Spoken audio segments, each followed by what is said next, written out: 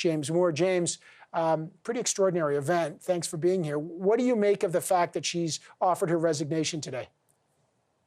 Well, the fact that she's offered a resignation prior to the report coming public speaks to the damnation that exists within that report, number one. Number two, I guess there's been some speculation that this report won't be made public because now that she's resigned, the fact that she resigned with the letter that you've now covered and the vagueness within it says that the report has to be made public and people have to know. This is an enormously important public institution. It's a pillar of our one of our most important democratic institutions. The public has the right to know what happened and what went on in there just for the basic elements of accountability. So I think it's an extraordinary day.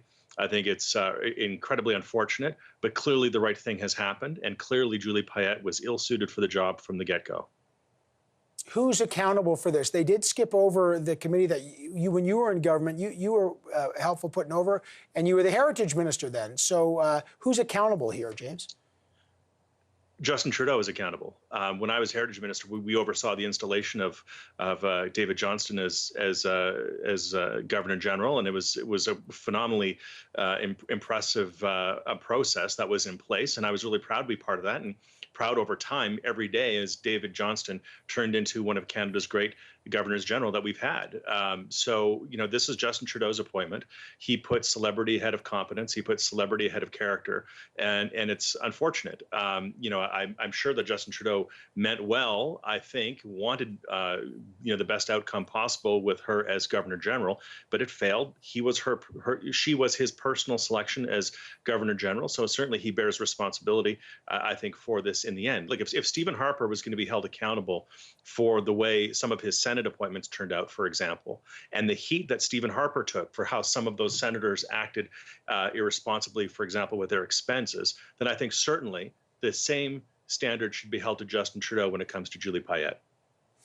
Just finally, before I return to the panel, as the former heritage minister, so what would happen now? Like, I appreciate that the Chief Justice of the Supreme Court, Richard Wagner, essentially takes over now as the administrator of Canada. He would take over her duties, so there would be no, in the event of a snap election, a minority government, he would take over that. But how quickly should a prime minister appoint someone, and who should step in, do you think?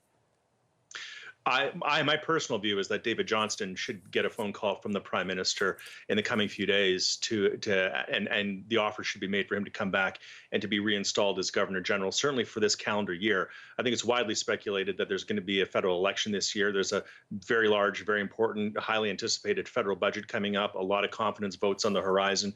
And, you know, David Johnston was not only there through a number of years, he was Governor General through a Liberal government and a Conservative government. He not only oversaw election campaigns, he oversaw the transition from a Conservative to a Liberal government, and he carried himself with incredible dignity, substance, character. He's cultured, thoughtful, bilingual, and I think he would have the immediate confidence of all Canadians to fulfill this obligation. You know, we have economic instability, health and social instability. Canadians are under lockdown.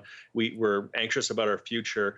We do not need this. We don't need this kind of instability. And David Johnston is a good man, a great Canadian. And I think that offer should be extended to him. Interesting. Look, I don't think anybody argues that David Johnston was one of the finest governor generals we've ever seen.